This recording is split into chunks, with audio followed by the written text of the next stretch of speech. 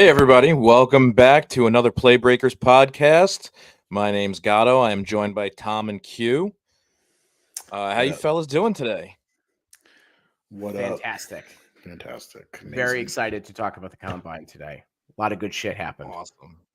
Is that how you spent your weekend? How'd you spend your weekend, Tom? Very ill, actually, but on the couch watching the combine. The perfect thing to I can watch think of when you're worse feeling things down. to do. Yeah. Yeah, I mean, it was fine. I watched the combine. I watched that that Adam Sandler movie on Netflix, Spaceman. It was okay. I saw that. I'm like, no, thank you. Yeah, it was a little too Adam Sandler-ish. yeah, and I'm like, of course, you found another way to wear basketball shorts just in space now. I'm sick of him. What about you, Gatto? What'd you do? I didn't do much on Saturday. It was kind of terrible weather here in New York. But I went out for beers to Long Island Farm Brewery and Wow. had a couple pops in me. So that was a good time. Love that for you. Thank you. Very nice. Well, all right. So we're gonna get into some of the reactions to the NFL Combine. A lot of really impressive displays from some of the prospects that are in this year's draft. A lot of guys that really, really impressed, but also there were others like the top guys that they didn't do any of the drills. Some of them only interviewed. Some of them just did measurements. Marvin Harrison, from my understanding, just did measurements, didn't do interviews with the press or the media, took private meetings with teams, didn't do any of the drills either. But, I mean, that's kind of expected, right? But first and foremost, I don't know if you guys have seen this, but I think we need to do a little bit of NFL free agency conversation right now. What is going on in Denver? Russell Wilson has just been cut from the team. I saw that. Technically not yet, or they basically said it's done. So they're going to take the largest dead cap hit in the history of the sport. Like $85 million. I mean, that's an insane number. To be like, yeah, we give up $85 million. Yeah, that's a bank heist. It's like a Dr. Evil moment right there. Cool, because if you think about it, like the Carson Wentz one a couple years ago was like the biggest, and it was like 22 million, and that was like seen as like, oh my god, yeah. And now it's like it's barely anything. I just think that because the cap is going up, they're just willing to take their medicine. I just don't know what is their plan quarterback wise. I'm not really sure. So. Yeah, man, I don't really know either. I just saw that and I knew that like Sean Payton better have a plan because this is now two teams that he has basically put into cap hell. And every indication of what happened last year did not prove to me that he was like the genius that he was in the early parts of the New Orleans playoff run. Yeah.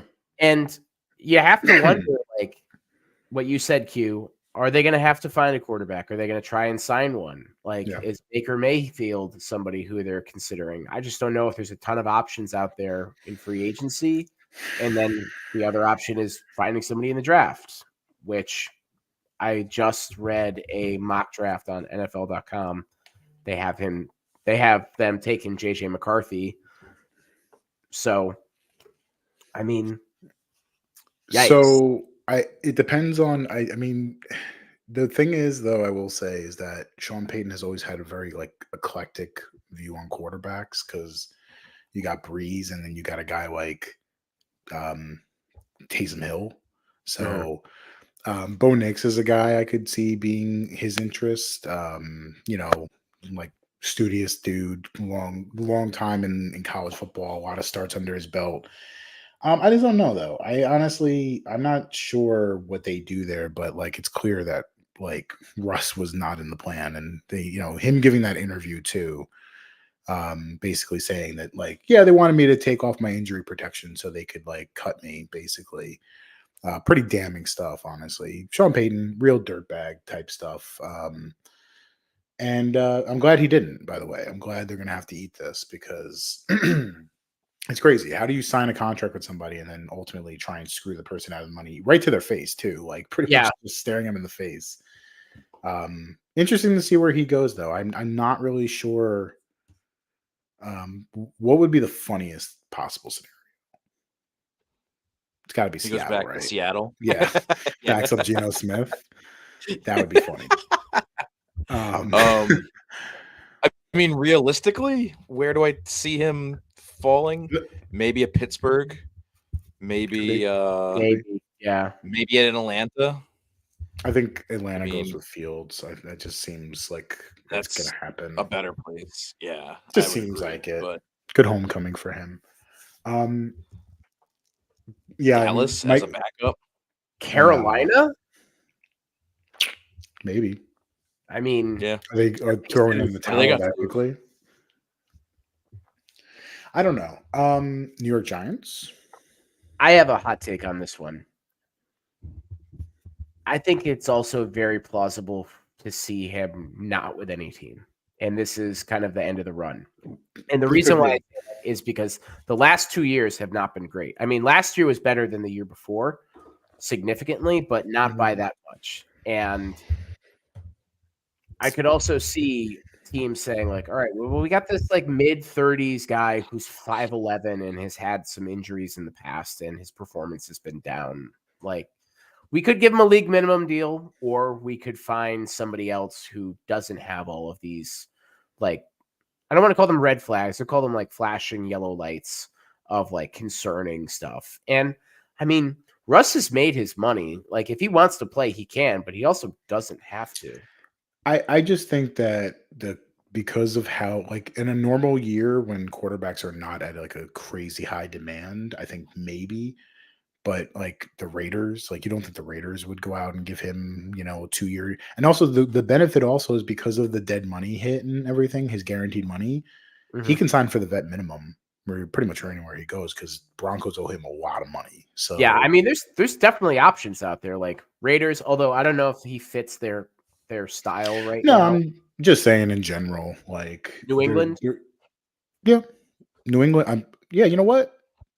I think he should go to New England, and then they should draft Marvin Harrison number 3. And then, I mean, if the Cardinals feeling a little froggy, maybe trade the pick, go to number 6. Yeah, it's not a very big jump. It's all part of the plan coming up. Q. This is all on Q's dream board, by the way. I did ask you the other day in our group chat, and I thought you were going to admit to having a dream board. Yeah. I'm manifesting. So Tom, it seems like I asked you the other day. You may have missed it in the group chat because it looks like an absolute certainty at this point that Caleb Williams is going number 1. Yeah, I think that's fair to say. They're not going to trade him. The Bears. So where do you lean? Number 2, is it May or is it Daniels? So I was looking through I don't know if you guys have seen this or anybody who's watching on YouTube. By the way, follow us on all social platforms and give us a like and subscribe. That'd be super huge. But I don't know if you guys have been looking at the NFL.com combine items in here where you can scroll through the next gen stats and stuff like that. Mm-hmm. Yeah. I don't know how accurate a lot of this stuff is, but there was some concerning things in there that they were writing about Drake May, which I don't necessarily know how much I believe because they had him listed as a boom or bust potential player. So I have a serious issue with the grading scale on NFL.com because what doesn't make sense to me is that if you look at the scale on the bottom of the page, the 6.3 to 6.39 will eventually be a plus starter. And then it's 6.4 to 6.49 will become good starter within 2 years. So it's going up, right? Number 1 plus starter sounds like a better than good starter. So that doesn't make sense. But then above that is boomer bust potential. How does that make sense? So you're telling Yeah. me that like this guy's gonna be really good. This guy's gonna be good. This guy, I don't know. So it doesn't really make a lot of sense to me. It sounds like their model is just I wouldn't hinging even on missing data points because Yeah. it's a regression based on the media average, and anytime you have that as you're going like rate system, you're already kind of in trouble, right? It's also the NFL too. Like they're also not known for like the most heady decision makers out there too. And I feel like a lot of these are just kind of written on vibes rather than it is a grading scale. So basically the only thing you have to take away from that is that they are basically saying the 8.0 is the perfect prospect. Like you can't get higher than an 8, right? He's a 6.5 at 8. And again, it's just a factor. I would say the write-ups are always good. Yeah, I enjoy reading those. Those are good. The write-ups are very good. He checks all the boxes. I'm just curious though, because like you're getting one of them. One of them is going to be number 2. So yeah, and I think for me, for Washington, it's really just going to come down to who Cliff Kingsbury thinks he can leverage and get the most potential out of. I think we talked about this last time, but I really like Jaden Daniels. My biggest concern is that dude just does not know how to slide. And we already did with that once with somebody who did not know how to slide, and it effectively ruined his career. Sure did. No. Having kneecaps ruined his career. That's true. Yeah. I would say locate did not help either. I would say Mike Shanahan was like, I want Kirk Cousins to start in this team. And I didn't get my way, so I'm going to destroy this fucking guy. Yeah. But I see a lot of RG3 in Jaden Daniels play. Like, definitely can sling it around. There's similar vibes to them, play-wise, for sure. I mean, and I don't want to take anything away from Jaden Daniels. If he was the quarterback on the team, I would absolutely love it. I get very scared of guys who are like, they don't know how to protect themselves. Like if he had like Lamar Jackson, like instincts to slide and get out of bounds and stuff like that, and maybe it's just college and he gives a shit, but like, I don't know, man. That really scares me because there was like no indication that he was willing to make changes, and he had to leave games in college because he was taking huge shots. He takes cartoon hits. Right. That's like feet overhead all the way. Drake May, I think, is a guy that is really, really interesting, but they need to. I think for him, they really need to focus on coaching and keeping him calm in the pocket, because in the same way that Jaden Daniels would drop his eyes and look for ways to get out of the pocket if things were getting a little too tense in there. I've also seen a lot of like Drake May gets out of the pocket, rolls right, drifts, throws, inaccurate throw, like throwing, like leaning back, throwing like that. And I'm not saying that nobody does that.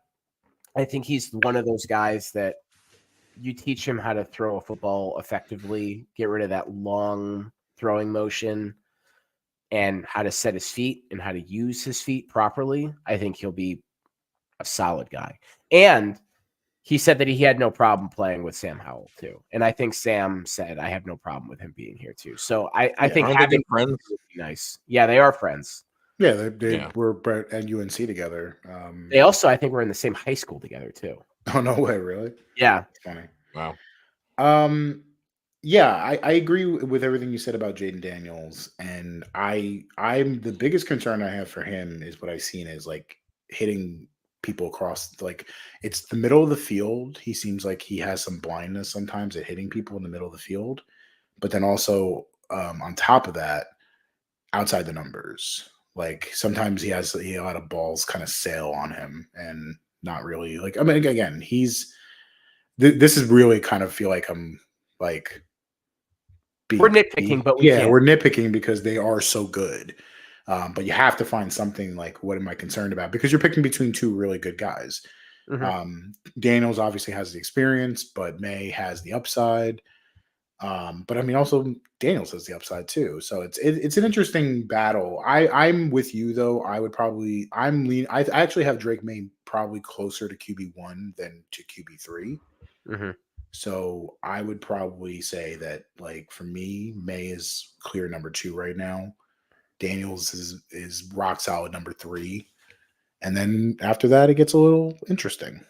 I think the benefit of drafting Drake May too is that of the 2 guys, of the 3 between Williams and Daniels and May, May is obviously the younger of the 3. And I think if they said, we are going to sit him for a majority of the season, and then if things kind of fall off, then we can go ahead and start him. I don't think Jaden Daniels would get that kind of patience, because I think they would see him as a Heisman Trophy winner and like, yo, he's got to play day 1. Yeah. And I wouldn't mind seeing, like, if the Commanders draft May, Sam Howell start the season. If things are not working out, all right, let's play Drake, and then let's see how it goes. Give him some time to get his feet set. And I'd want that for Jaden Daniels too, but I don't think that he's going to get that kind of patience because, I mean, he's too electric to keep off the field. I don't think you benefit anything, honestly, from having a guy like Jaden Daniels sit, because he's already had so much experience at this point. Right. To where if you wanted to sit Drake for a year or 2, you could. And like, that's the thing. It's an interesting thing about with Sam Howell is like it's a good problem to have. If like Sam Howell goes out next year and like, let's say he gets the job right away. If he goes out there and he's like a stud, it really is an interesting problem you have. That's why I am curious if the Commanders are thinking about trading down at all, because there was a report about the Falcons that apparently everyone's saying that the Falcons are really in on Justin Fields. Yeah. And like, it feels like some people are feeling like it might be like kind of back talk and that they're actually focused on a quarterback. So obviously they're not going to trade with the Giants at 2, but like, do they maybe make a move with the Falcons or something like that? So, and then just maybe get like a Dunze or whoever ends up being there at 8 or 7. I think they're at 7. Yeah. I would also, and I know that we talked about this a couple of weeks ago too. I wouldn't be opposed to that either, to be honest with you, because I think like a quarterback solves a problem with this team, but the core problem that this team had last year was coaching, talent, and an offensive line. And they just did not have a NFL level offensive line. And the play calling was kind of shit all over the place, which didn't really help either. So, I mean, what was expected?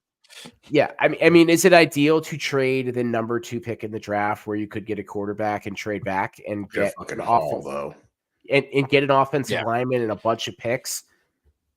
No, but I think if you want to be smart about how you're going to be able to build a team that is sustainable and it's not just hinging on scoring a ton of points. I mean, as long as there's a plan, and I think that's the thing that I'm looking at it. Like, this is the first year they've actually had a plan of what they want to do.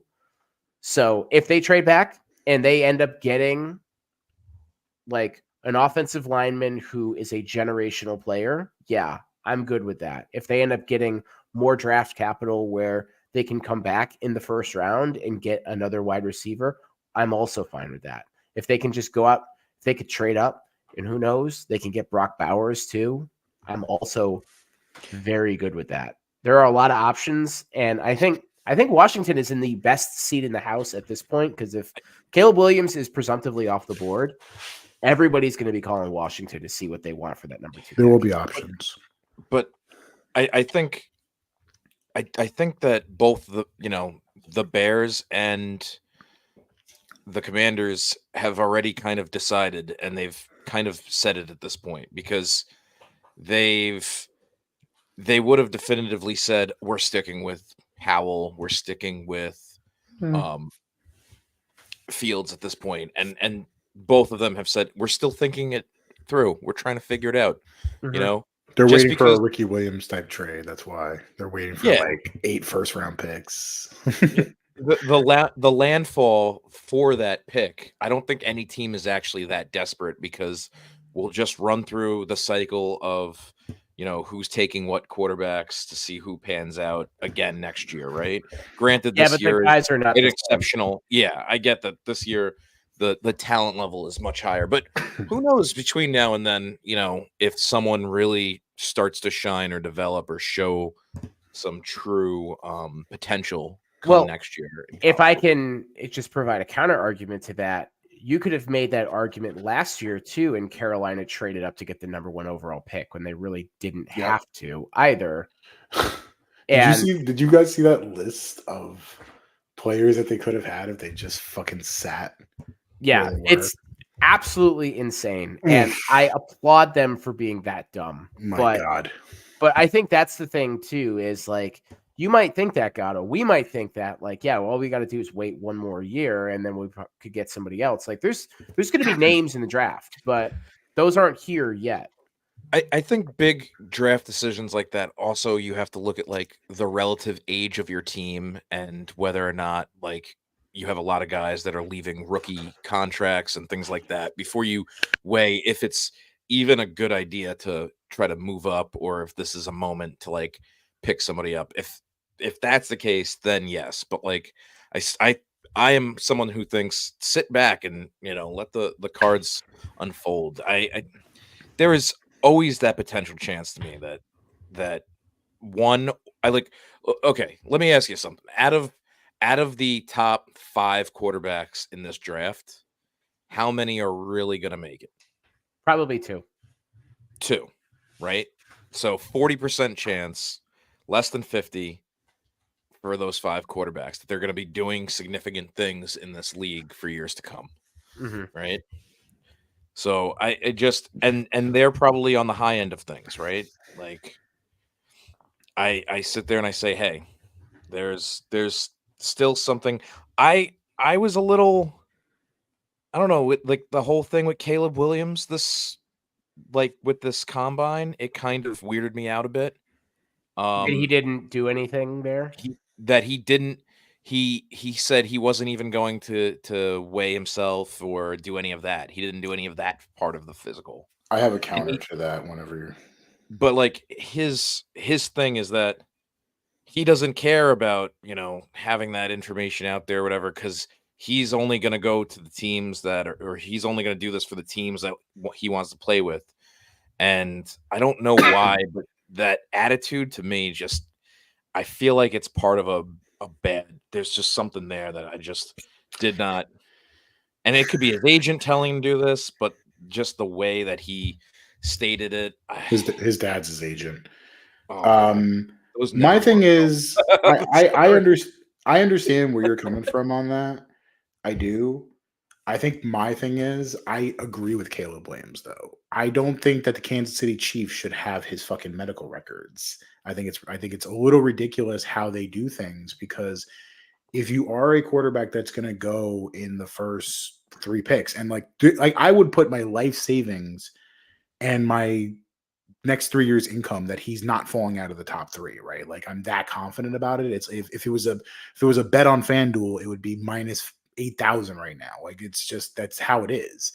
So like why should he give his medical records to, the San Francisco 49ers if there's absolutely no chance? He said he's going to be willing to take a physical and do everything with the team that will, within those picks. Any team that he meets with will get any medical records. So I kind of agree with him. I think people should be more protective about their medical records, honestly. And I don't think they should be just widely distributed. I feel like a lot of times this is the shit that happens with like, when guys are really good. And I feel like here we go again that like people will like, I think it's like the media. They will try and find ways, little things to just hammer at it where it might be like kind of an innocent thing he said, and then they make a big deal out of it. So, Rick Spielman was bitching and moaning that like Marvin Harrison didn't share anything either. And I'm like, yeah, but that's not yours to know. Like, why should he? Like he, again, another guy who's not going to be out of the top 5, like top 3 probably. So it's like, why should he? Honestly, I think it's better than like how it used to be. I think guys are more cognizant to just giving teams whatever they want. And I think when there's more power in the hands of players, especially young guys, than the teams, it's better. It's always a better thing. NBA ain't looking so good these days, and it's very player friendly. So ratings are higher than they've ever been. Product, I mean, that's up for debate, obviously. Product is hurting. I mean, this season's too long for them. So, I mean, that's their problem. They always have to go up against the NBA. They always have to go up against the NFL and college football, and they lose every time. And the NFL's never going to be that. Like, it's never going to happen because it's like, it's just the entity's too big as it is right now. And like, really, like they have the least amount of power anyway. So like, this is really just giving like even a little bit back to them. The other thing is too, is like, it's a supply and demand issue. Like in the NBA, you know, like of all the guys that get drafted, probably like the top 7 are the ones that are really, really worth it. And they're going to stick around. In the NFL has a supply problem where there's too much of a supply. So if you can be replaced as soon as you make, you know, you tip out to like, okay, I'm now making $9 million a year versus when I was making $4 million a year. They can cut me and I'm not worth anything. Absolutely. Like that's the thing is like the way that contracts are structured where players don't really have any true leverage and they never really have. You got to take advantage of it when you have it.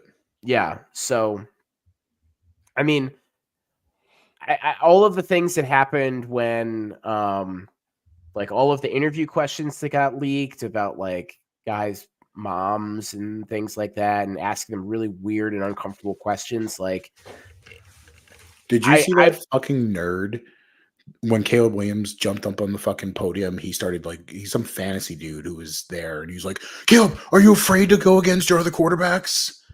And he's just like, no, like what are you talking? like it's become like a crazy event where like anyone's invited now. Yeah.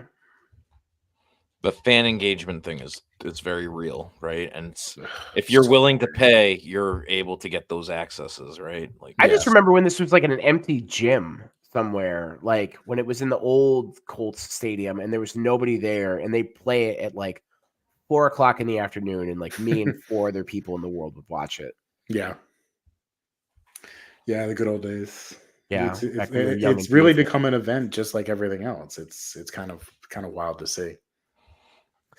So let's get into the combine itself, and let's talk through some things that we saw that were good, some things that were bad, some things that are worth noting. Gatto, you have a couple of visuals you want to throw up on the screen, so let's do that now. But we were all talking on the day that quarterbacks were throwing and receivers were running and doing routes and things like that. Does Joe Milton's 70-yard pass do anything for you? No. Nothing at all. But that's mostly because he didn't really have that great of a showing, in my opinion. Did you guys feel that he had a good combine at all? Like it was under impressive. He was inaccurate. His footwork was not great. He's going to be a really fun project for a really smart football mind out there. But I'm telling you right now, like I would not stake my like job on like taking him in round 2 or round 3. He's going to be one of those guys. I'm going to be really interested to see where he ends up. But no, I'm way too scattershot. And if you've watched Tennessee, when you watched a guy like Hendon Hooker at Tennessee, like, just dominate there, and then you watch Joe Milton basically with the same talent level there, minus a couple receivers and everything like that, just really, really struggle. It told me kind of everything I needed to know. You know who he reminds me of if this guy still played quarterback and didn't switch to wide receiver? Terrell Pryor. Kind of like the same body build and like could run, could throw forever, but not really that accurate. I just feel like somebody is going to watch that tape, or maybe they're going to like watch the NFL live coverage and be like, oh shit, we might miss out if we don't get this guy. But I could very easily see him being somebody who is drafted in the 5th round and is like one of those guys that's on practice squads for the next 5 years because there's like something there. Again, the arm is super impressive. He had the highest velocity throw, 62 miles per hour, only 1 mile per hour higher than JJ McCarthy, by the way. Just saying. He'd be a great Raider in 05. Yeah, no, I honestly, I was watching him and I was like, man, Al Davis would have fucking loved the shit out of him, man. Yeah, he would have tackled him on the field inside. He would have been like, you're a Raider. He goes, well, I haven't even been drafted yet. He goes, I'm taking you with the 1st round pick. Like, it's just so funny. Him and Darius Hayward-Bay right next to each other, just like every play. It's like, all right, just run straight. We're running vertical routes every single fucking game. Yeah, it's amazing. No, he. I think everything I've heard, a lot of people were very much quickly kind of pulling the Anthony Richardson thing with him. That like he was going to be a guy that kind of rose once everybody got their hands on him, and saw him throw live. And like, it means you didn't watch Anthony Richardson last year because like there was so much more nuance to Anthony Richardson's game than Joe Milton. Milton, by the way, 5 years in college. That's another thing. Richardson had like 12 games under his belt. Yeah. And Milton's been in the league, been in college for like 5 years, and he barely even saw the field. So, I mean, it tells you after a while, like, if you're not able to get on the field, there's a reason. I mean, he transferred from Michigan and didn't even win the job against Hendon Hooker. So, and then finally got in and was fine. It was pretty pedestrian. It's pretty average numbers. So it'll be interesting to see what happens with him. I do think that somebody will like see it as like what it can be and overbuy. I apologize. He was in college for 6 years, 3 years in Michigan and 3 years at Tennessee, and he started 1 year. I don't think you're sorry for that one. I'm not. No, it just proves my point even more. He was really, but the thing is, like last year when he played for Hendon Hooker, I think he had like no interceptions. Yeah, it was like double-digit touchdowns, no interceptions. Everyone was like, "Oh, this is the guy to watch next year." And then it's just like just underwhelming, and it's like you can't drop it in the bucket, man. Like he's just like he's fastball all day long. So yeah. It's he's got again, if someone can work with him and figure out how to like take some of that off and get more accurate, which does happen in the league. He's in it again. If you can get him on day 3, he's an interesting project. If you got a guy who will bang the table for him, but like if you're talking about day 2, no, I'm not interested. Yeah, he's got a long road to develop, and that's the problem. It's going to take years. His advanced age. He's the guy that makes. He's already pretty old too. That's the thing. He's going to be 24. Yeah, he's that guy that you're like. This is why you don't draft old quarterbacks, because if they don't already have all that upside, you have to instill that into them and get them to that level first. And some of those habits are just going to be too hard at that.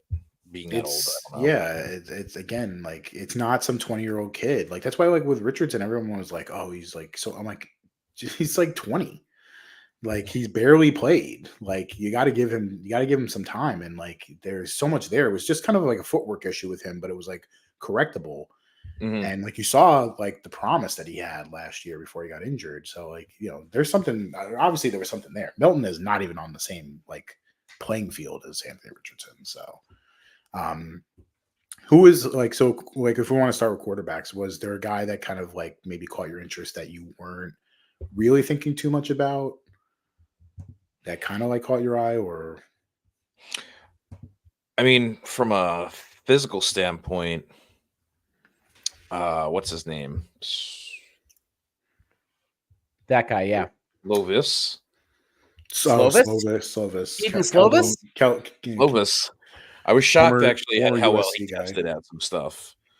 I won't say I was totally impressed. I'm just saying I was a little bit more surprised at how well he did. I think he had a decent combine from a combine perspective. He's definitely athletic. He's a guy like, again, I remember watching him at USC the other year, and yeah, he's a run of the mill guy. I think he'll probably be like he might be able to carve a backup role, but he's definitely got some athleticism to him for sure. Q, did you feel that Spencer Rattler lived up to what you were expecting, or did he kind of flounder in his opportunity there? I don't think it really changed my opinion too much. I mean, he definitely has a good arm, and that's the one thing. I think the thing with Rattler for me is that people are just overthinking it a little too much with him, and I understand why. But like the point I keep pushing to people is like undefeated at Oklahoma, he got benched. Like they didn't lose. He just kind of underwhelmed in some of those games. And then he goes to South Carolina, and like the numbers, if you're looking at the numbers, they're not going to look great. But like, what did he, other than Xavier Legette, he had nobody to throw to. The offensive line, not good. Playing in the SEC at South Carolina, again, not a top tier program in the SEC. It's a tough division. Honestly, I think like he fared pretty well. He is an older prospect. There were some maturity issues with him. But if you're talking about a guy that was, again, everyone was saying last year he was going to be the number one pick in the draft preseason, right? Because of the Oklahoma thing. And then it just didn't happen because he got benched. Caleb Williams comes in and just dominates at Oklahoma. And now, he had to go to South Carolina, and, it's, again, if he's matured, which I think a lot of people have said that he has, he's learned a lot over the last few years. Who amongst us at 21 years old were, the most mature people? I definitely wasn't. If everybody believes that he's kind of turned the corner that way, he's got the physical play. I mean, like, he's got the arm, he's got everything you want, and you're going to get him at a discount because he's going to be there in round 2, round 3, maybe towards the end, like, of day 2. And if he's there on day 3, like, round 4 type of scenario, like, I mean, it is a fucking steal in my opinion. Yeah, I'd agree with Spencer Rattler as kind of that dark horse guy that will impress people. They said that Michael Penix's medical came back and it was promising, so people were kind of impressed with that. He's got a fucking cannon. Cannon. I know that. Oh yeah, continue. I know that people were not like expecting a ton from Sam Hartman, and I expected just a little bit more than what he was able to do. Yeah. It was kind of like I watched him at Wake Forest like be very, very competent at quarterback. And I feel like when he went to Notre Dame, things kind of trended backwards. And now he's backed into the combine. And there was nothing there that was really impressive. And it was disappointing because I thought that he was going to be somebody that, has gone to went to Wake Forest, not exactly a talent pool there, but went to Notre Dame, and it would be an opportunity for him to shine, and they just didn't really play his kind of game there. No. But I was hoping that there was going to be something a little bit more there, and like the throws that he was making, a lot of the measurables, I was just like, man, I don't know if you got it, kiddo. You know that meme, get ready to learn Chinese, Adam Silver? Yeah. Get ready to host The Bachelor, buddy, because that's what you're going to be doing in a couple of years. Yeah, You'll be hosting The Bachelor. I don't think he's going to get drafted. So no, I don't think so. He's again, like the arm, like it looks rough coming out. Like that ball goes it like rough. Right here too, and he's pushed. It's not like yeah. He looks like he's like almost like dipping his shoulder into it. It's very like you shouldn't be a shoulder thrower. Shot putter for a.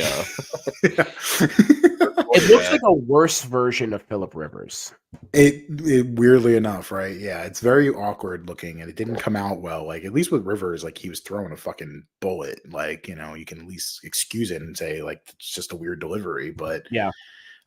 Guy for me that really underwhelmed, and I was already not a big fan, was Bo Nix. A lot of weird throws and like I there's nothing for me to get excited about with Bo Nix because like I know everyone keeps saying like, oh, again, I love the amount of time he played in the SEC at Auburn.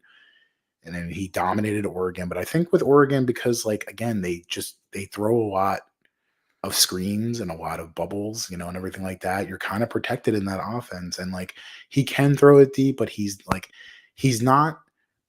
I think some people think that he's got that like crazy big arm, and like because he looks like he's like kind of a stocky dude, but his arm is kind of like So yeah, I mean his that write up on NFL.com is perfect for him when it comes to the weaknesses. And Q, you had mentioned like they throw a lot of screens at Oregon.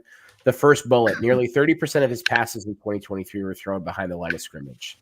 Yeah, he's a line of scrimmage merchant. That's what I was saying the entire time, is that like I need to see more, and like that was the problem I think when I had with when he I mean obviously like you look at his numbers at Oregon, it's fucking video game numbers, but like it just doesn't translate when you really kind of like dig into it.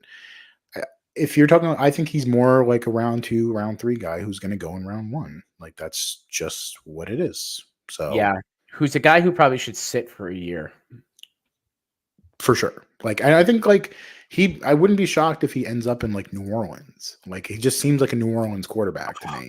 Yeah, it's like throwing 1,000 interceptions to like behind Derek Carr for 2 years. Like it just seems like it's going to happen. Is he from Mississippi or Georgia or? I think he's from Alabama. I think he's from Alabama. Yeah, because he went to Auburn, and that's why he went there. Yeah. I mean, when they were deep bombing it, it was all over the place. It was a real bad look for him.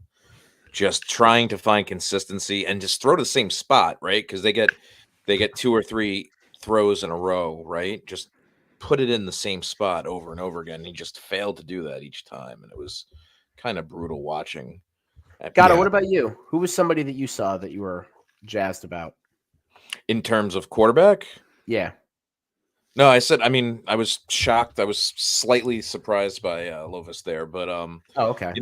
Again, I think Michael Penix has an elite arm, but he doesn't have elite habits.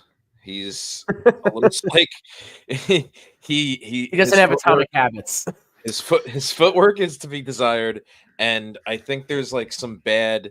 He doesn't really use, because he has so much upper body strength to throw that ball.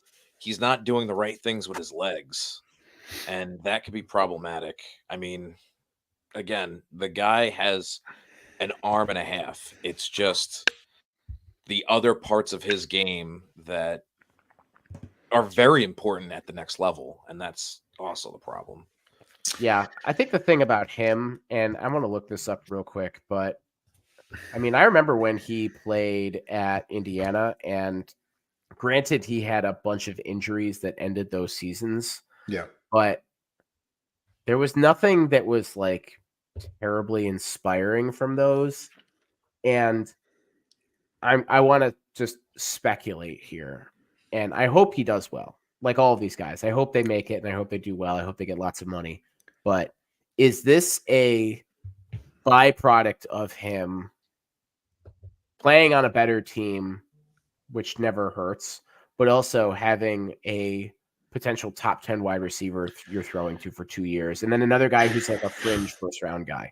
I mean, that's been the thing I've been saying, is that. By the way, having a lineman who's going to go in the top 10. I'm saying right now, I would take JJ McCarthy over Michael Penix, and I know that is going to be controversial to a lot of people, and that's fine. I don't mind being controversial. I don't know if it necessarily is at this point. It may not be consensus wise, right? Yeah, with the league, it may not be controversial, but I think with some people it is. And like I understand why people might feel that way, but like the reality of it is that if you look at those guys side to side, right? What is McCarthy's specialize? What's his best trait? It's throwing on the run. He can throw on the run better than most guys in his class, right? The ability to go either way, left or right, and be able to like throw an accurate ball off platform. And that's what you need in this league. Penix has had 3 season-ending injuries. He had the shoulder. He had the right ACL twice he tore. And also, not to mention, Tom, that you said playing with a top 5 pick in Rome Odunze, or top 10 pick, Polk, who's going to go probably top 90, top 75, maybe. Mm-hmm. The best offensive line in college football. Fontenot, who is playing his left tackle, is going to be a first-round pick. I mean, that offensive line is a fucking beast. And one thing Michael Penix cannot do very well, from what I've seen, is throw on the run. When we saw the national championship game, he struggled because of the pressure. Now imagine you put Michael Penix on the Giants, right?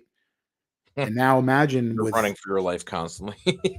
when you're running for your life and not being able to throw as well off platform, you're going to see that if you can get him on a team, and that's why we talked about it last week with the Miami Dolphins. Like I said, if you replace him with Tua, I feel like it's almost the same guy, to where with a guy you put him on a certain, he's going to be more specific to a team rather than a guy you can just with Caleb Williams where you can put him anywhere. So I think McCarthy, is just more versatile. I think you can just fit him in pretty much any offense. So that's where I know it's going to be controversial, but it's the reality. Yeah. Tyler just mentioned Slick Ricky from University of Florida. We talked about Ricky Pearsall last week. Yeah, I like him. I think we're all in agreement here that he is probably going to be a guy who's going to go round 3. Tested better too than I thought he would. But he is going to be a steal. He's going to be a guy that's going to, I think his skill set is going to translate really well to the NFL. And I mean, he's a playmaker. I mean, the games where it mattered, where he was able to be out there, he was effective. And I think teams are looking for a guy like that who can make a play in a big moment. Are we moving on to wide receivers? Because I feel like there's a lot to talk about here. We certainly can. I would have a request for people to stop comparing Ladd McConkey to Cooper Kupp. Why? Because they're white guys. Yeah. There is literally nothing. McConkey is nothing like Cooper Kupp in form of play, but I will say McConkey, one of my stars from the combine for sure. Yeah, he was pretty impressive. I felt they did great things. Tyler, are you talking about are you talking about Pearsall, or are you talking about McConkey right now? I mean, Tyler's a University of Florida fan. I doubt very much he wants to talk about UGA players. I mean, but listen, I want to put it out there that I think people are really sleeping on this kid. I think this entire draft class is ripe with wide receiver talent. I mean, it's absolute studs the whole way. It's about 10 or 12 deep before you start going all right, maybe not the best prospect, but there's a lot of guys. You're the coach's kid, aren't you? Yeah, exactly. But even when we get down, I've mentioned, Tom and I have mentioned we're not big Keon Coleman fans, but the fact that he's going to be wide receiver, on my list, he's going to be wide receiver 10 or 12 is pretty fucking jarring because he is quite good. He's just not my he's not my flavor. Mm.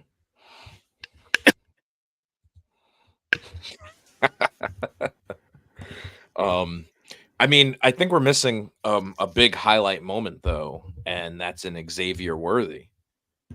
Mm. We can't not talk about that on the reaction show to the NFL Combine. Yeah. Just a ho-hum 4-2-1, no big deal.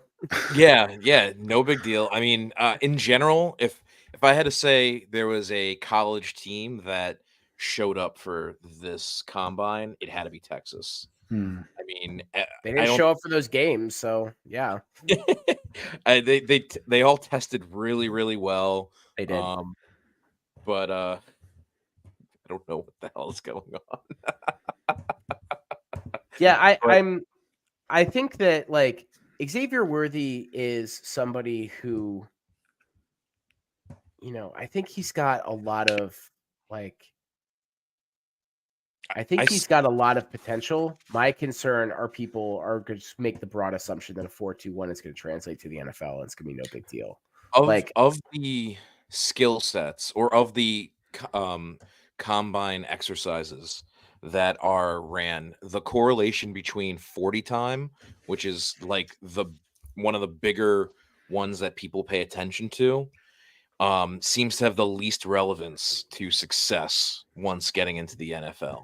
No, because these guys train for that, right? Like, and a lot of them have track backgrounds and all of that to begin with. I mean, you also look at too, like, I don't know if you guys listen to Bomani Jones' show, but he has he's got Dominique Foxworth on the show every Friday, and Dominique was a cornerback in the NFL, and he said that he trained specifically before the combine to run a fast 4.340. And I mean, these guys are practicing for it. Like they now know and understand like that. Of all of these drills, one could make the argument that the 40 stands out the most. Has probably the least impact on your on-field play, the most impact on your draft status. So they train for it. Like the one thing that I think is the most, my opinion, is probably going to be like broad and shuttle, or no, vertical and shuttle for me. The two that correlate the most, believe it or not, are bench press and vertical. Interesting.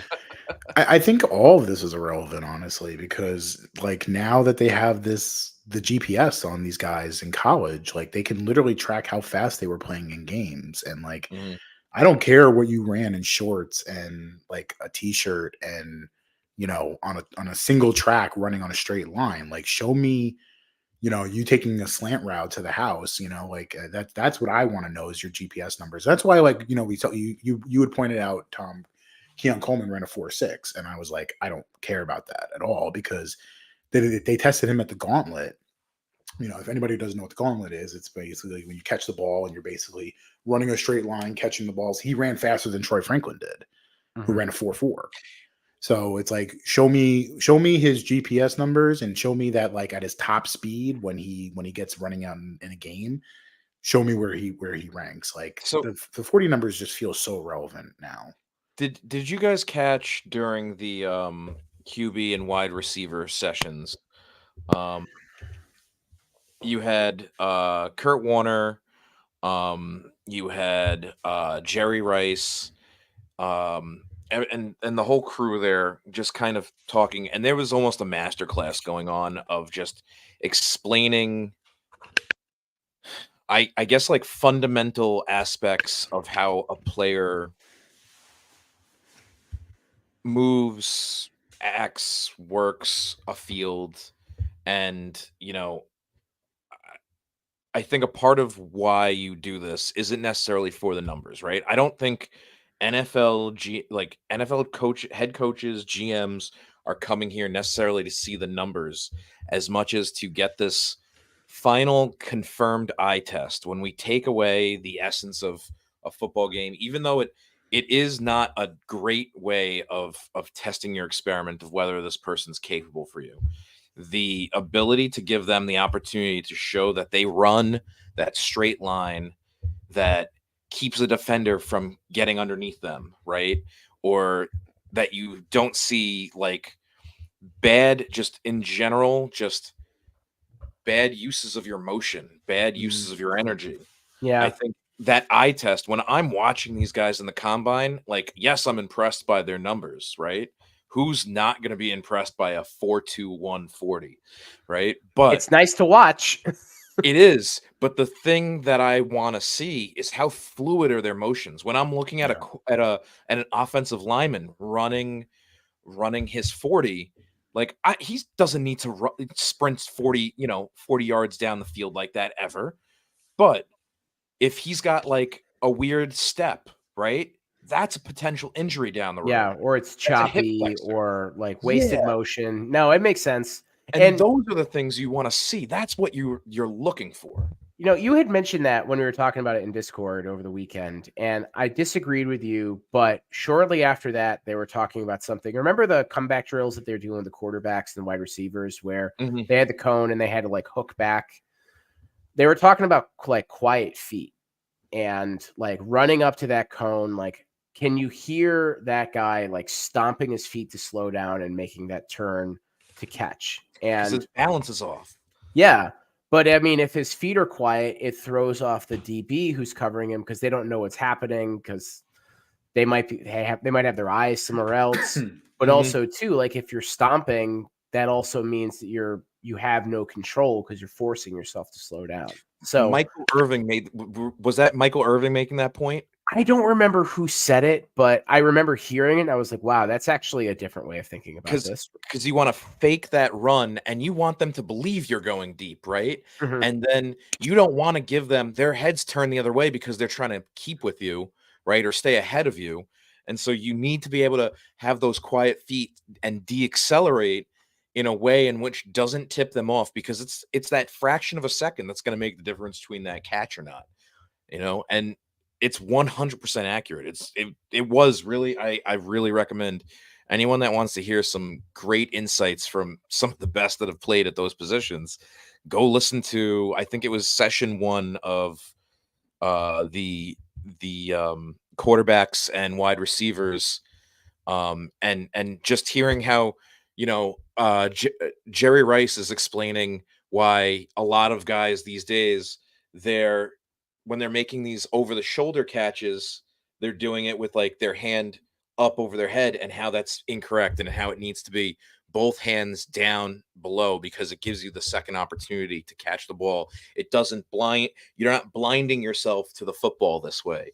Things like that I think a lot of players are either already have that refinement and natural understanding of the game, or they have to learn it, and that's going to take time, right? And a team is going to look for that. A team wants to see that.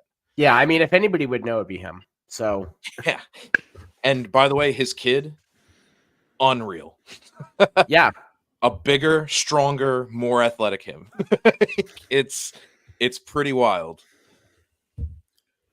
Yeah, I mean, that was a nice thing to watch too, particularly for some of those guys too, because it was really nice to see some like high level wide receiver talent just go out there and be absolute maniacs. And getting back to like the 40 time stuff, I think there's only like a few people that benefit from that. The guys that maybe like our fringe draftable guys, but also the ones that need to go out there and kind of prove it. I know that there was a lot of concern about Xavier Legette and his true speed. People wanted to go out there. People wanted him to go out there and like run something that was like a 4.4 or better. And he ended up running like a 4.3 at 227 pounds. Yeah. I think that kind of solidifies all of the thoughts and hesitations people had around him. I mean, he's pretty good. Feels like people are kind of overthinking. The production's not there, right? But like I think people are overthinking it a little bit with him. I mean, to that point, Q, people are really psyched about Adonai Mitchell too, but he's only had one good year too.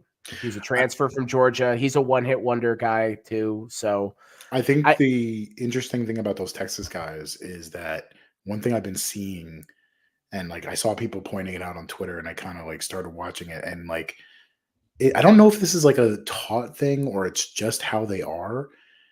They run their routes at different speeds, and some people perceive that as like running a route at a certain way, right? But some people have perceived it as being like taking plays off. If they know beforehand going into it that they're not going to get the ball, they run a route differently, which again can be a cue to a defense like, oh, he's not running full speed.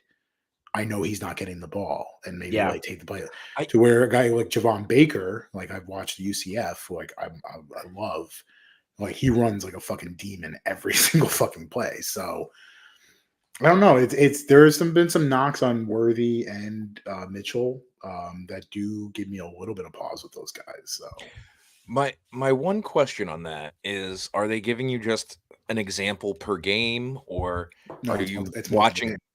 Are you watching through all of it? Because this sounds like it could be also an over.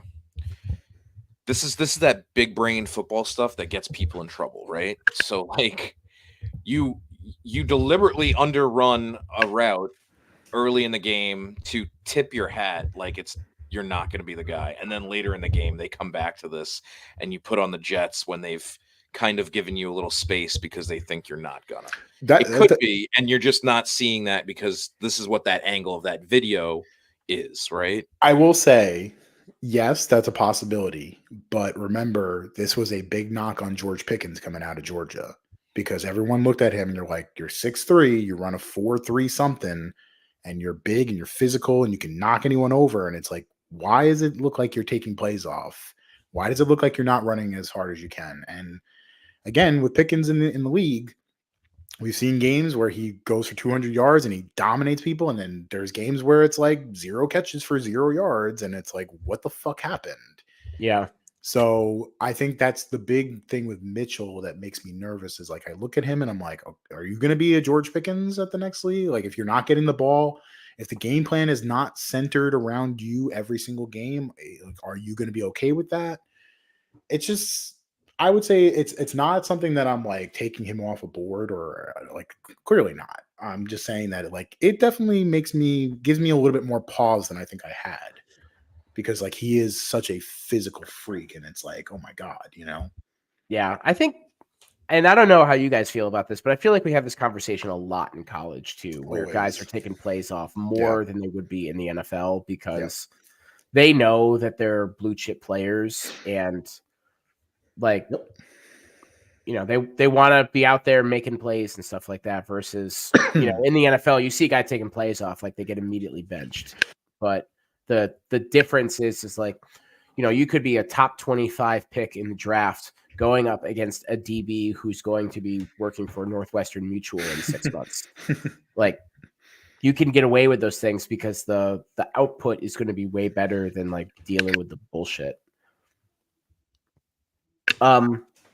Anybody else from the wide receiver class that we were looking at? And I want to say that this is not going to be shocking, but Rome Odunze, man, is he. I was saying this over the weekend that like I think Marvin Harrison Jr. is the number 1 receiver. Some people are now starting to say Neighbors is. I don't want to overcomplicate it. I think Harrison is the number 1, but like Odunze, like he feels like the consensus 3, but man, he's going to give people a run for their money. I mean, the production is there. He's 6'3", 212, everything measured out, but then he runs like, again, like I don't care too much about it, but a 4.45 is like exactly where I kind of had him going. But he ran a 3 cone at 6.88, and then he literally stayed after and was running the 3 cone continuously because he's like, I can definitely get to a 6.5, which he's not getting a 6.5. But like at 6'3", running a 6.88 at 6'3 is and 212 pounds. Like the biggest knock on like a guy like DK Metcalf coming out was that like his 3 cone was like a 7.33. Like the short area quickness wasn't really there. Odunze is just man, like I really struggle because like he's a potential giant target at 6, and like I do go back between Neighbors and him. It's really tough. I will say too, it was nice to know like he knew that time was not going to be recorded. It was just for himself. It was just him doing it. Yeah. Yeah. So team I was like, also. It speaks so many volumes on a different level, right? It's the test that I think people are there to really hear is this guy. His mind is in being the best he can be, right? Like that's already knew he was good, and like it just solidified of how good he is, and like he looks like a guy to me. Like my comp to him, if you want a comp for him, and it's not an exact comp, but like I said, DeAndre Hopkins reminds me a lot of Nuck. But like he looks like a guy who's going to play 12 years. He's going to be like close to 1,000 yards every year when healthy, and like he's going to be a quarterback's best friend. Like it's like I struggle because like I love Malik Neighbors, and I think there's a genuine case you can make for Neighbors being wide receiver 1 in this class. He's so exciting, but like there's something about Odunze just being so fucking consistent every single year. It's just like it's tough, man. It's a good problem to have, right? Because like there's 3 guys that I think any other year are wide receiver 1 in their class. Like if Odunze next year most likely would be wide receiver 1 by a far margin. Yeah. Yeah, I mean, I think a lot of these guys did well just being normal there, right? Like just going up, showing out. And I mean, that's the one. A lot of people were kind of bagging on Marvin Harrison and Malik Neighbors for not doing any of the measurements and stuff. It's like, it's only going to hurt you. Like, it's only going to drag your stock down. I will say there's like, go ahead, Gatto. Just going back to that real quick, I feel like there is just this bare minimum level that I think people want at it. Like, they're not expecting you to do everything because they know you're a top pick, but the thing with the least effort and you're not willing to do it rubs certain people the wrong way. Granted, it's the media and they make a living off of having this information and then talking about it excessively, like we're doing right now. I think that there's like just, coming and doing that type of stuff. Like, why even show up in the first place to not do anything? Like, it's kind of. I mean, you have meetings with teams. Wait and stuff for your like time. that. And I think there were plenty of guys who volunteered for the media day and they said absolutely stupid shit. And teams are going to like that one kid from Texas Tech. Like, yeah, I think the earth is flat. I don't think space is real. Like, I thought that was funny. That's funny, but a team is going to be like a scout is going to look at it and be like, you're unserious, and everybody else is taking this seriously, but you're not. And I might be overthinking it, but I also know this is just a little. I mean, this is also an entire industry that overthinks shit too. By the way, again, I don't want to keep talking about Rome Odunze because I love Rome Odunze. If that isn't clear already, but like, it's a fun name to say too. It is. Like, he's got wide receiver. Like, all these guys passed the name check. By the way, Marvin Harrison Jr., Malik Neighbors, and Rome Odunze. Those are all pro wide receiver names right there. Yeah. Mm-hmm. But I do love that somebody asked him, do you think you could fly a plane if like a pilot got sick or something? And he said no. And they said we're all going. He said we're all going down. I was like, wide receiver one right there, man. That's real right there. That is He's just real like me. Answer. He's just like me. He's awesome. I had one guy that I was like quietly rooting for, and that's Tez Walker from North Carolina. He's a guy who bounced around for a while, had some personal issues happen when I think he was at Toledo or Kent, and was able to make his way back to Chapel Hill. He's a Charlotte kid too. Got on the field, I think, like after week 6 in the college football season. And I mean, his numbers are interesting to say the least. And I'm hoping that somebody sees those and says, yeah, this is somebody we want to hang around with. So I guess my question is, like, do you guys have somebody that might not be Q? I know that you are fully pilled on Rome Odunze, but is there anybody consensus, though? Is there anybody else that you guys are looking at and you're rooting for that might not be one of those top 3 guys? Somebody that you just kind of like latched onto, like, I like this guy, I want to see him do well. I got real interested in Mo Camara.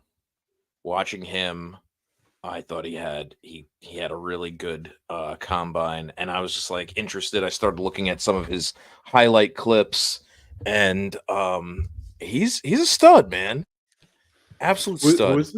Who is this? Muhammad Camara from Colorado State. And I don't think I know him. I would say take a look at him. He was someone who I felt like this was the question I wanted to talk about, was like anybody that like you didn't know or didn't see. He's one of them. Chris Jenkins. I as long as he doesn't end up an Eagle. I'm confident for him. I like him.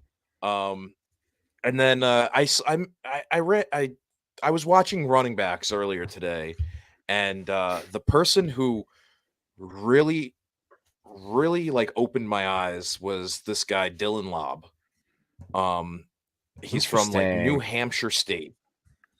Oh, Dobb. East New Hampshire State. No, University of New Hampshire. No.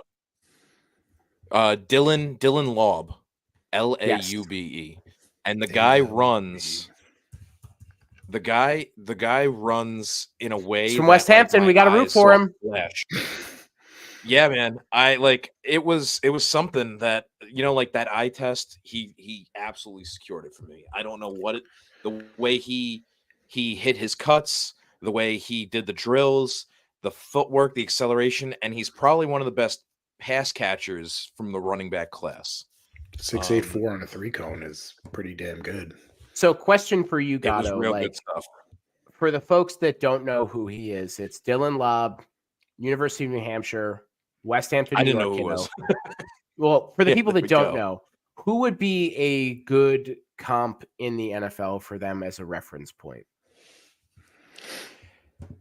Oh man, and the way Danny he's Woodhead? running, there was I just, something. I just go with white running Yeah, back. actually,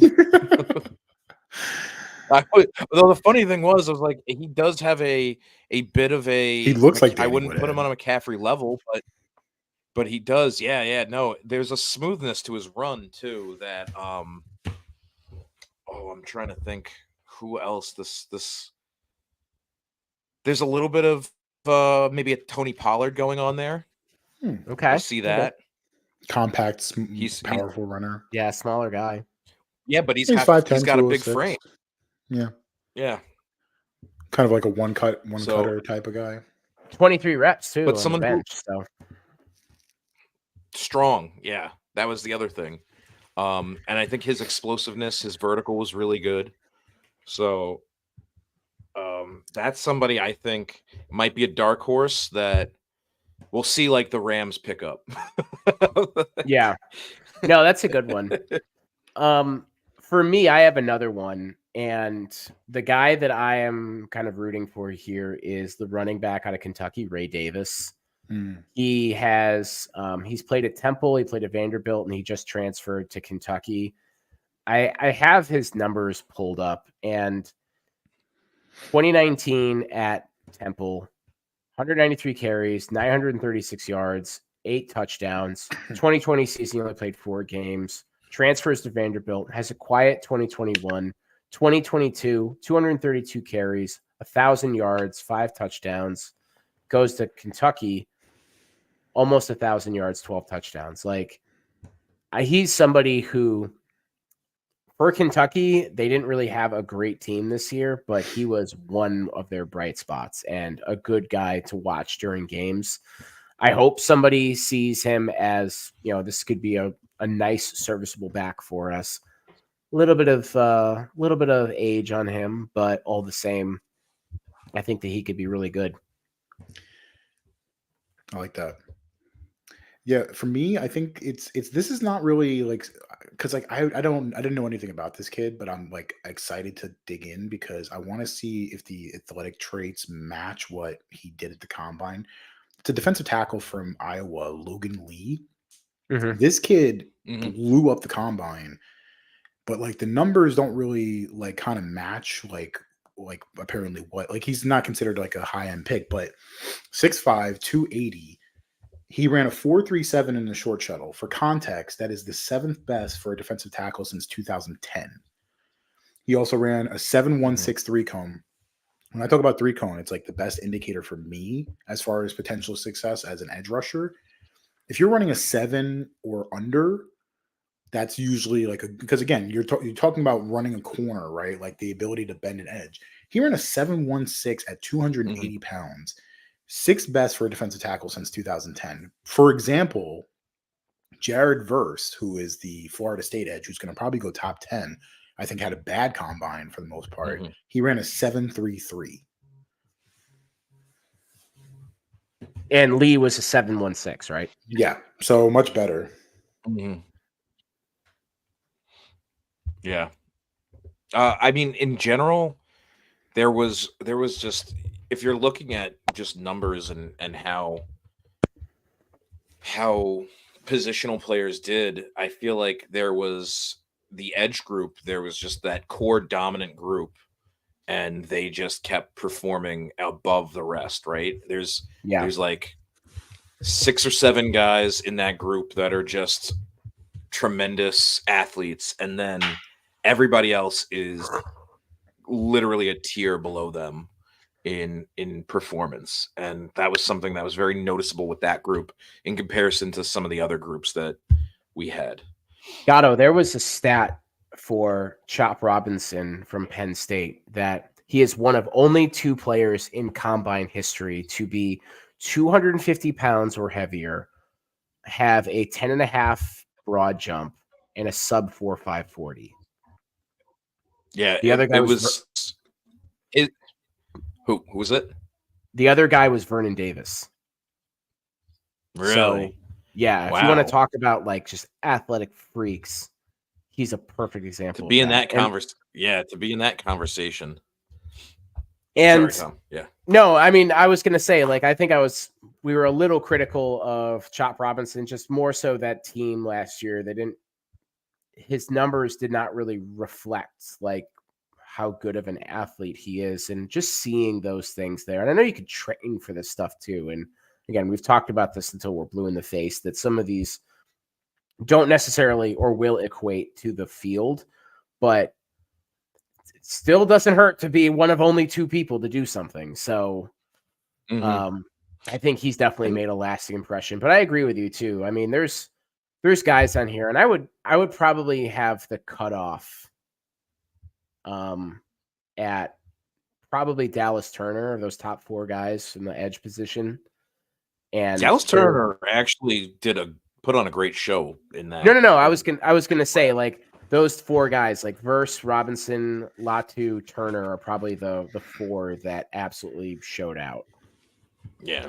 Well, yeah, and again, like, this and your is guy where... Darius Robinson, Q, he did a very good job too. Telling you.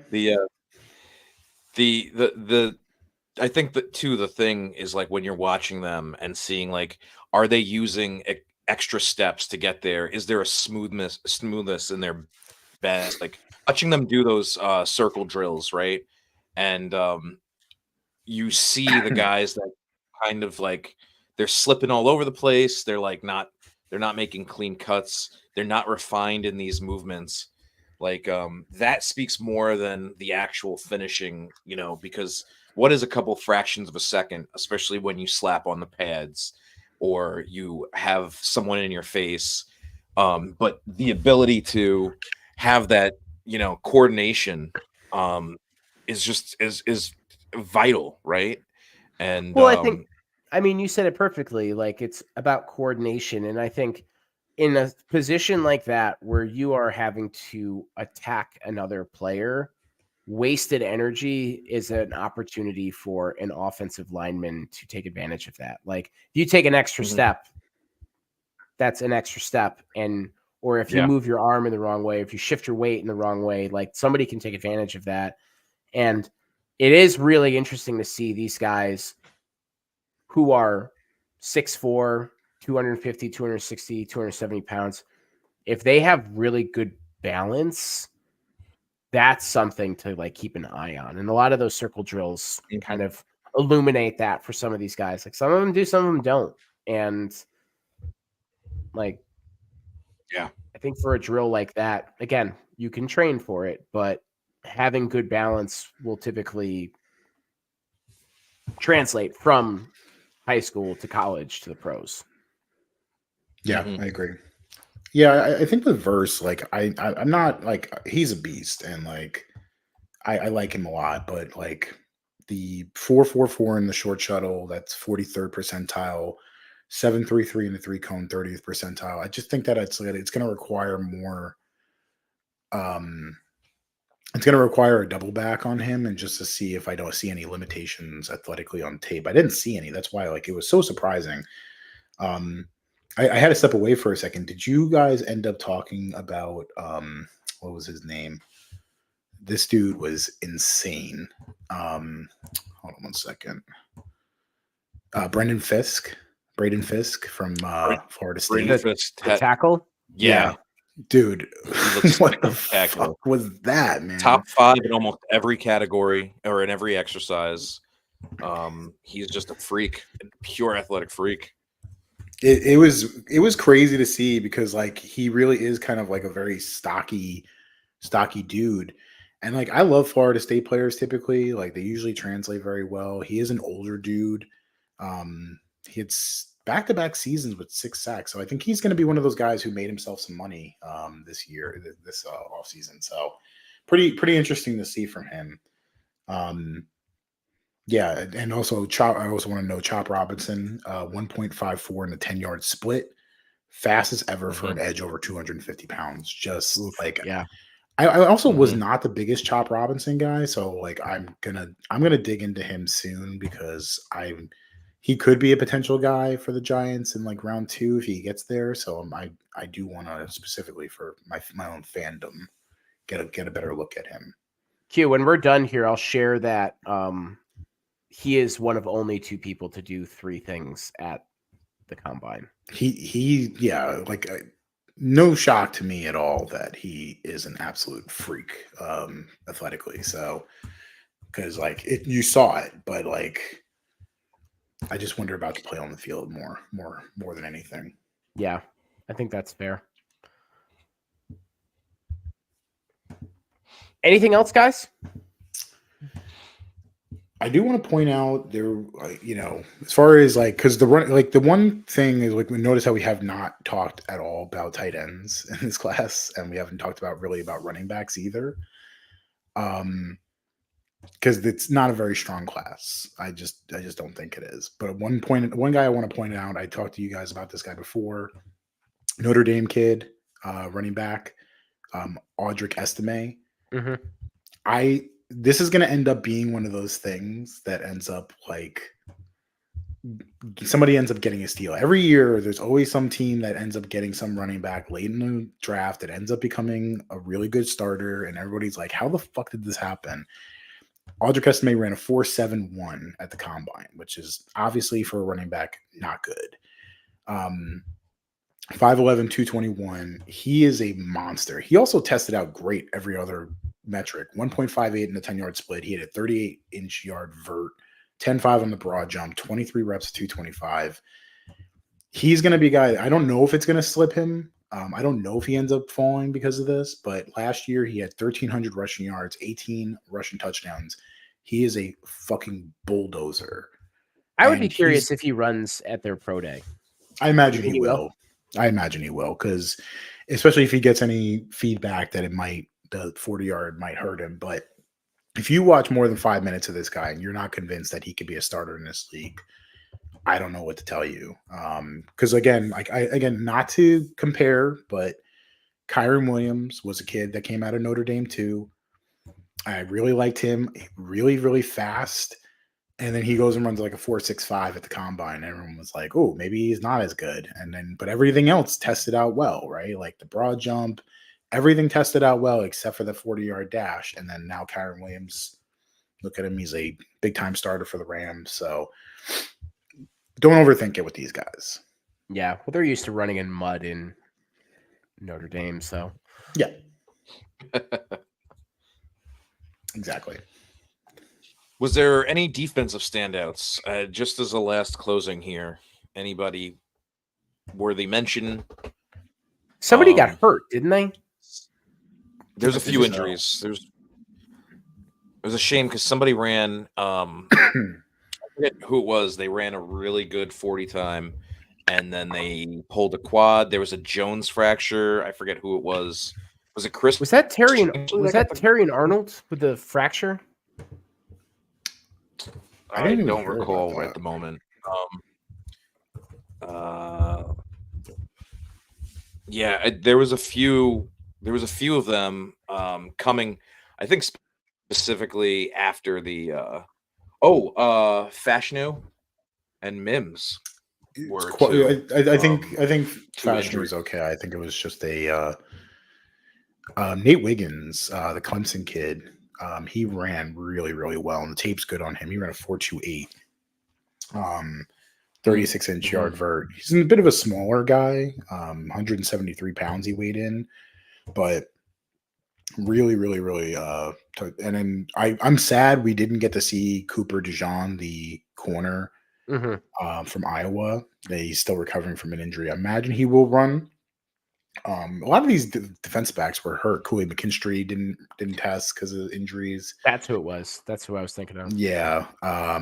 So there's a lot of guys that I think we're gonna have to kind of circle back on once we start getting pro days going. So that's the defensive back group is actually quite good. But it's just like it's not getting a lot of buzz. I would say Javon Bulliard, again, another guy. I don't think he tested. Oh no, he did. He did run 4.47. He was a guy at Georgia that I really liked. So there's a bunch of guys that I think that we're. I want to see Kool-Aid. Yeah, Kool-Aid. Come on, man. The guy's name's Kool-Aid. Yeah. That's awesome. I wanted to see Kool-Aid, man. I was thirsting for some Kool-Aid, and I didn't get it. I believe he is doing pro day. If you're looking, inside linebacker is a bit of an inside linebacker is a bit of an underwhelming group, honestly. But there was a guy, Peyton Wilson from NC State. His tape's really fun, and he ran a 4.43. Split was really good, vertical and everything like that. So he's kind of a fun guy if you really want to watch. And again, like between him and Trotter, there's not really a ton of guys. No. Yeah, Trotter didn't do the 40-yard dash, vertical jump, or broad jump. He just did the cone drill and the shuttle and bench. And he looked fine. He did what he was supposed to do. Yeah, right? I don't really care when it comes to him because, again, he has a style of play, and that's really all you're going to really worry about. So, I mean, I don't think his dad was like a physical specimen either. He was just a heady player that could he played. He was 6'4", 265 pounds. His monster. Jeremiah Jr. is not that, but I think if you are a 6-foot middle linebacker, they will find a home for you because there's plenty of evidence of those guys work in the NFL. Yeah, he definitely tested out about where I expected, but if you just watch, he's a fun guy to watch. But yeah, it's just this class is somewhat underwhelming in certain areas. Like I said, tight end and running back. I think running back's pretty good, but the number one running back is Jonathan Brooks so far from Texas, and he's coming off an ACL tear. So it's just not the last year. But again, if you're looking for weak spots, ultimately, I'd rather my weak spots in the draft be running back and tight end than quarterback and wide receiver. So yeah, I think that Trey Benson got a lot of attention. Sorry.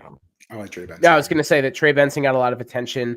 Isaac Garendo from Louisville put up some nice numbers too. He tested out his overall his athleticism is through the roof. Yeah, they compared him to Jonathan Taylor as far as his numbers are concerned. And then there's Marshawn Lloyd from USC. Bucky Irving did not test that well. Yeah. But there's a Frank couple Gore Jr. I mean, come on. If he's anything like his pops, I mean but there's definitely some value guys here. It's just not as top heavy as it was last year. So I'll tell you what, a value guy that I am interested in is Tyrone Tracy Jr. from Purdue. He was a wide receiver, I think, at Iowa. I could be wrong, but he transferred, swapped positions to running back, gained 15 pounds in muscle. Wow. He is a guy that That's an interesting story. Yeah, he's a guy that I'd be interested in. I think that there's enough there for me that I'd want to learn more. He hit a 40-inch vertical. He's a pretty athletic dude. And he should have the hands for wide receiver. Hopefully better than the current Commanders backup running back. Who will not in be a on league the team. as in the current league that we have too, it's kind of that's kind of crack for a GM, a guy who can play both of those options or at least adapt to what is commonly the swing routes that running backs run now. So yeah, you got to have the ability, the versatility.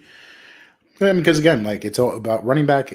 What it is now, it's about carving out roles, right? Finding yourself a role on the team, and no one wants to pay these guys $14 million anymore, unless you're Christian McCaffrey. So you got to find ways to stand out, and the way you do that is being a good pass catcher. So Mm-hmm. It'd be like that sometimes. Yes. It do be like that.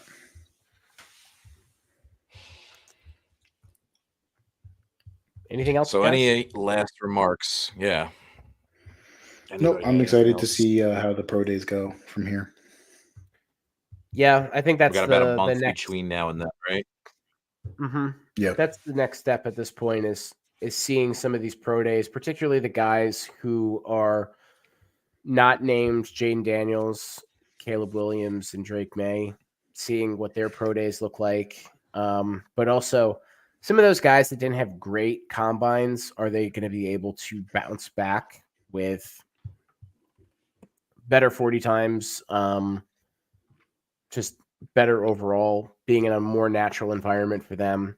It'll be interesting to see, but also some of the shenanigans that will happen with like what's going to be the lingering effects of these guys that were Showtime effectively at the combine, and if it's like if it has a hangover effect on their draft status, and if these guys actually are going to get bumped up into the first round or move up a couple rounds because of their performance. It'll be interesting to see. Yeah, I agree. Well, everyone, I hope you enjoyed this episode of the Playbreakers podcast. Next week, I believe you're all in for a treat because we're looking to begin our review to preview series where we'll go through each division, talking about each team, worst to first, and discussing what they need to accomplish in the offseason so that they can make a bigger mark on the 2024-25 season. If you enjoyed the podcast, please like and subscribe. Tom? I just wanted to You have say something to add we are there? not going to start with the NFC East. We are going to start with the other conference because the folks that listen to this and Yes. watch this probably want to fucking kill us at this point. Yes. Yeah. We'll Understandable. do you all a favor. We'll end there so you get plenty of juicy information about all the other teams out there. I don't know why I used the word juicy there. That just felt Yeah, it wrong. was gross. Yeah, I'm uncomfortable now. Yeah, I gotta go take a shower after saying that on this live recording. But again, if you enjoyed this, like and subscribe to all our social outlets. You can find us pretty much everywhere. And we have a Discord where we have a fan section for each team. We are regularly updating with the latest news that breaks on there. It's a great place to just come have a discussion and join us in all of the latest and greatest going on in the NFL and college football. So again, thank you for listening and hope to have you back next week. Thanks, y'all. everyone. Peace.